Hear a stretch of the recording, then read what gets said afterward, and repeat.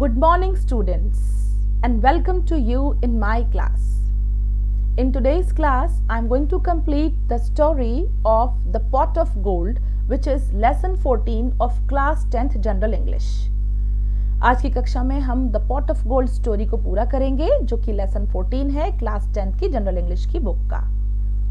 हम रिकॉल करते हैं कि हमने इस कहानी में क्या पढ़ा। दो मित्रों की कहानी है, एक का नाम है सुबुद्धि और कुबुद्धि। कुबुद्धि सुबुद्धि को चीट करना चाहता है।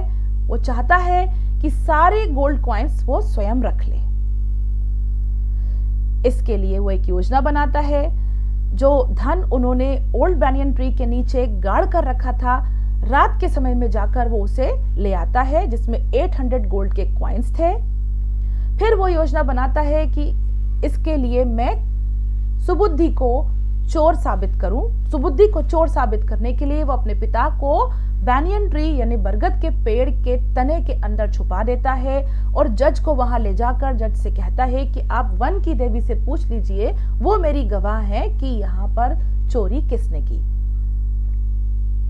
जज आकर सुबह के समय सुबुद्धि और कुबुद्धि के सामने वन की देवी से सवाल करते हैं कि हे वन की देवी, बताइए इन दोनों में से चोर कौन है।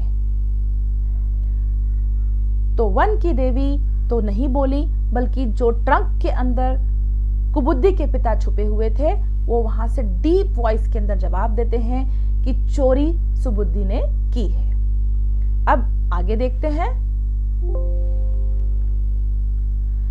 In a deep voice, the father of कुबुद्धि replied, गहरी आवाज में कुबुद्धि के पिता ने जवाब दिया, it is Subuddhi who has stolen the gold. Subuddhi ही है जिसने गोल्ड के कॉइन्स को चुराया है। द जज was surprise to hear that an honest man like Subuddhi could steal his friend's gold. अब जो जज थे, जो निर्णय देने वाले थे, ही वो सरप्राइज्ड मतलब होता है आश्चर्यचकित हो जाना। वो आश्चर्यचकित थे यह सुनकर कि एक ऑनेस्ट मैन, एक ईमानदार व्यक्ति जो कि सुबुद्धि है, वो कैसे अपने फ्रेंड का, अपने मित्र का गोल्ड स्टील यानी चुरा सकता है।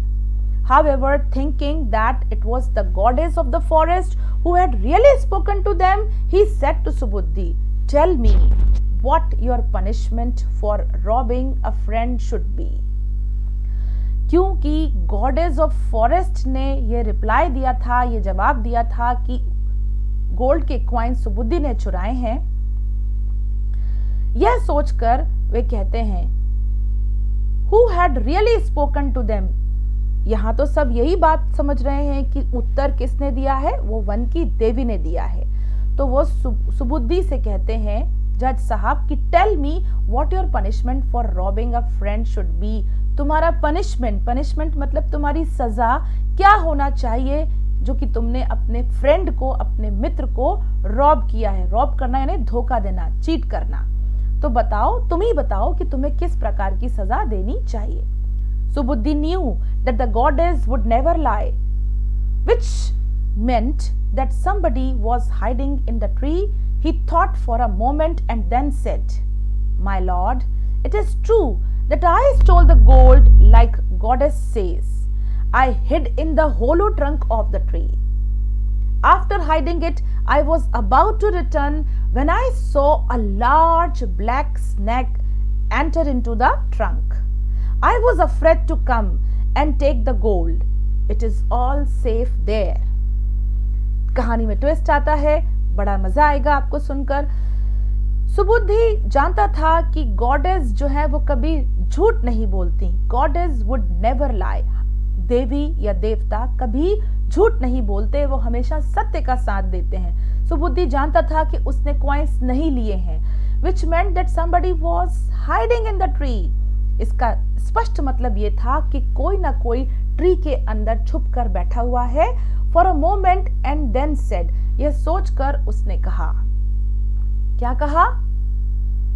माय लॉर्ड, माय बाप, हाथ जोड़कर विनती करी। It is true that I stole the gold like goddesses. ये सत्य है कि मैंने ही गोल्ड के कॉइन्स चुराए हैं, जैसे कि देवी ने कहा। I hid in the hollow trunk, मैंने इनको ट्रंक यानी तने के होलो यानी खाली भाग के अंदर उसको छुपा दिया है। किसको? गोल्ड कॉइन्स को। आफ्टर हाइडिंग इट, जब मैं इसको ट्री ट्रंक के अंदर छुपा रहा था, I was about to return, और मैं लौटने ही वाला था, when I saw a great snake, मैंने देखा कि एक ग्रेट ब्लैक कलर का स्नैक उसके अंदर एंटर कर रहा है ट्री के तने में। I was afraid to come and take the gold, तो मैं डर गया और उस गोल्ड कॉइन को ले जा नहीं पाया। It is all safe there, तो ये जितने भी गोल्ड कॉइन्स हैं ये इस ट्री, बैनियन ट्री के तने के अंदर सेफ हैं। सेफ यानी सुरक्षित हैं। Permit me to light a fire to drive out the snake, मुझे इजाजत दीजिए। परमिट करना यानी परमिशन देना, अनुमति देना। तो वो जज से परमिशन मांगता है कि मुझे इस स्नैक को, इस सांप को ड्राइव आउट यानी बाहर लाने की परमिशन चाहिए, इजाजत चाहिए। Thus we will be able to take out the gold, जिसके बाद हम पूरा गोल्ड बाहर निकालने में के योग्य हो पाएंगे। You can thereafter punish me in any way you feel fit, उसके बाद आप जो भी मुझे पनिशमेंट देना चाहें, जो भी सजा देना चाहें, मुझे दे सकते हैं। The judge saw no reason to disagree with Subudhi's request. He granted it. Subudhi instantly lit a big fire around the tree. Kubuddi was afraid. He knew that his father was hiding within, but he could not say anything in the presence of judge. देखिए twist कहानी में किस प्रकार आता है। जज ने सुबुद्धि को स्नेक को बाहर निकालने की परमिशन दे दी, जिसके लिए उसने फायर जलाई। आपको पता है कि सांप जो है वो आग को देखकर भाग जाता है। वहां पर जो ड्राई लीव्स थी, सूखी पत्तियां, जल्दी से उसने उसमें आग लगा दी। मना करने का कोई कारण ही नहीं था। जल्दी से वो आग की लपटें ऊपर उठने लगी। कुबुद्धि जो था वो डर गया, अफ्रेड यानी डरना, and he knew that his father was hiding, क्योंकि उसे पता था कि उसके पिता उस ट्री के ट्रंक के अंदर हाइड मतलब छुपे हुए हैं। But he could not say anything, लेकिन वो कुछ बोल ही नहीं पाया। क्यों नहीं बोल पाया? क्योंकि वहां पर जज साहब और सुबुद्धि दोनों सामने खड़े हुए थे। Soon the dry leaves began to burn brightly. The smoke and the fire made it difficult to Kubuddhi's father to remain within any longer. He began shouting for help and jumped out of the hollow in the trunk in the presence of the judge and Subuddhi. जल्दी ही dry leaves जो थी, सूखी पत्तियां, वो जलने लगी, लपटें निकलने लगी उनमें से, and the smoke and the fire made it difficult for Kubuddhi's father to remain within any longer. और वो जो धुआं उसमें से उठा और आग की लपटें उठी, उसके कारण कुबुद्धि के पिता अब ज्यादा समय तक ट्री ट्रंक के अंदर रुकने में समर्थ नहीं हो पाए। He began shouting, वो चिल्लाने लगे, for help, मदद के लिए। अब वहां मदद कौन करेगा? कुबुद्धि, सुबुद्धि और जज, तीन लोग बाहर खड़े हैं। उन्हें अपनी जान बचाना थी, तो उनके पिता ही jumped out of the hollow in the trunk, वो ट्री के ट्रंक में से, पेड़ के तने में से बाहर कूद कर आ गए in the presence of the जज एंड सुबुद्धि। सुबुद्धि और जज उन दोनों की मौजूदगी में, उनकी उपस्थिति में। It took no time for the judge to understand that it was all part of Kubuddi's plan. तुरंत ही, क्षण भर में जज को यह समझ में आ गया कि ये कुबुद्धि की योजना का एक भाग था, जिसके योजना के तहत वो सुबुद्धि को फंसाना चाहता था। The judge ordered Kubuddhi to give all the 800 gold coins to Subuddhi and sentenced him to prison for his wickedness. जज साहब ने कुबुद्धि को पूरे 800 गोल्ड कॉइन्स सुबुद्धि को देने का निर्णय सुनाया और उसको जेल में डालने की सजा भी सुनाई। इस प्रकार इस कहानी का अंत हुआ। अब हम इस पर बेस्ड कुछ एक्सरसाइजेस करेंगे। यहाँ पर लेसन की समरी आपको दी गई है। This is story of two friends who go to try their luck in other countries. ये जो कहानी है दो मित्रों के बारे में है जो कि अपना भाग्य आजमाने के लिए दूसरे शहरों में गए।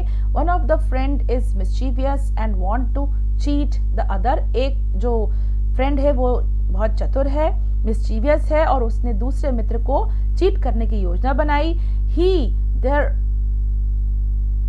थ्रेशियस plans fails and ultimately he meets his fate. उसका जो प्लान था, ट्रेशर्स प्लान, वो फेल हो जाता है और उसको अल्टीमेटली अपने भाग्य का सामना करना पड़ता है। And the story teaches the lesson honesty is the best policy. ईमानदारी अच्छी नीति है। अब हम स्टडी करेंगे इस लेसन पर बेस्ड 2 क्वेश्चन जो कि बोर्ड परीक्षा में ऑल्टरनेटिव ईयर्स में पूछे जाते हैं।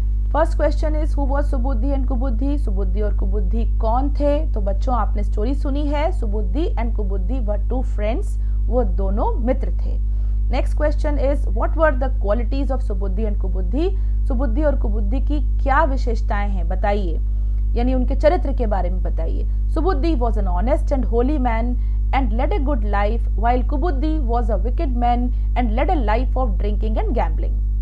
सुबुद्धि एक ईमानदार और धार्मिक प्रवृत्ति का व्यक्ति है जिसने अपना जीवन अच्छी तरह बिताया, बल्कि उसका विपरीत कुबुद्धि एक बुरा व्यक्ति है, बुरे व्यवहार का व्यक्ति है। And led a life of drinking and gambling, जिसने अपना पूरा जीवन शराब पीकर और जुआ खेलकर बिताया। तो बच्चों आज की क्लास में आपने स्टोरी को अच्छी तरह समझा और जाना कि किस प्रकार बुरे काम का अंत बुरा होता है और जो सच्चाई पर चलता है, सत्य के मार्ग पर चलता है, उसका अंत हमेशा अच्छा होता है, भले ही उसको प्राप्त करने में हमें थोड़ा समय क्यों ना लगे। तो आज की क्लास में हम यही विराम लेंगे, अगली क्लास में आपसे फिर मिलेंगे। Thank you.